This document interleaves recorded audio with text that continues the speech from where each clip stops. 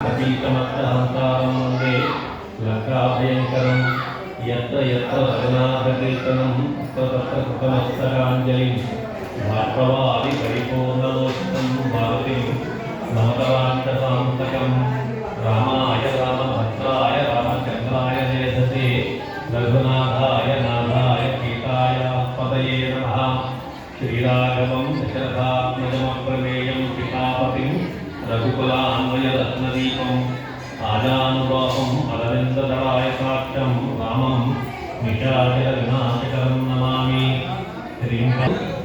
ఈరోజు కార్యక్రమాన్ని ప్రారంభం చేస్తున్నాం. పరమేశ్వర స్వరూపమైనటువంటి సభకు నమస్కారం. గ్రామం చాలా పునీతమైనటువంటి స్థలం. మొట్టమొదటిగా మనం దాన్ని చెప్పుకోవాలి అంటే మహాత్ములు, మహర్షులు, జ్ఞానులు, ఋషులు, సిద్ధులు, చారణులు, సాధకులు, జిజ్ఞాసులు, అద్వైతులు, ప్రవచకులు చాలా మంది ఉంటారు సాధన మార్గంలో. కానీ అందరికంటే అధిష్టానమైనటువంటి ఒకటి ఉంటుంది. అది దత్తాత్రేయ గురుతత్వం అంటారు. ఈశ్వరో గురు రాత్రేతి మూర్తిభేద విభాగినే వ్యోమవత్ వ్యాసదేహాయ దక్షిణామూర్తయే నమః. కొంచెం తగ్గించినట్టుగా ఉంటాయి. కానీ వ్యోమవత్ వ్యాప్తదేహాయ ఆకాశము వలె సర్వవ్యాపకమై ఉండేటువంటి ఒక తత్వం ఉంటుంది. అది దక్షిణామూర్తి తత్వం. అది అద్వైత భాస్కరం. అటువంటిది మూడు రూపాలని విడివిడిగా మనం చెప్పుకునేటువంటి రూపాలని ఒకేసారి చూడాలంటే ఒక దత్తాత్రేయులోనే చూడగలం. ఆయన ఈశ్వరుడు అంటే శాసనకర్త. అని మనం ఒక రూపాన్ని ఊహించేసుకుంటామే, అది కాదు ఇక్కడ.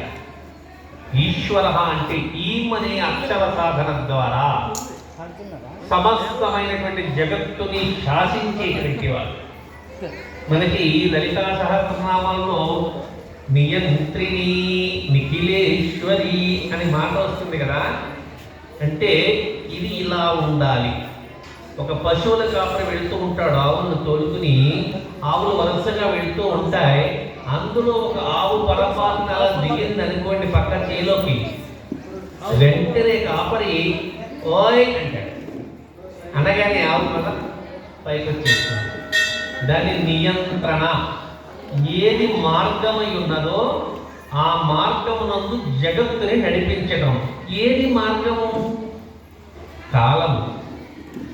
అన్ని కాలములో ప్రయాణించవలసినటువంటివే కదా. అందుకని కాలములో ప్రయాణిస్తున్నప్పుడు ఆయా కాలమును అనుసరించి ధర్మము మారుతూ ఉంటుంది. కృతయుగంలో ఒక ధర్మం నడుస్తూ ఉంటే త్రేతాయుగానికి వచ్చి మారుతుంది. త్రేతాయుగంలో వచ్చిన ధర్మము ద్వాపరంలో మారుతుంది. ద్వాపర యుగంలో వచ్చిన ధర్మము కలియుగంలో మారుతుంది. కాబట్టి ఏ యుగాన్ని నడుస్తూ ఉన్నదో దాన్ని అనుసరించి నిరామయుడు కదా, ఆయన ఎట్లా రంజింపజేయగలము? నిరంజనుడిని మనం ఏం రంజింపజేస్తాం? చేయలేం కదా. ఆయనకి మనం గ్రంథాలు పోస్తాము, అభిషేకాలు చేస్తాము, ధారాలుగా పోస్తాము, ఎన్నో నైవేద్యాలు పెడతాం. కానీ పైగా నిరంజనుడు అన్నప్పుడు ఏంటి? దీనికి రంజింపబడడం.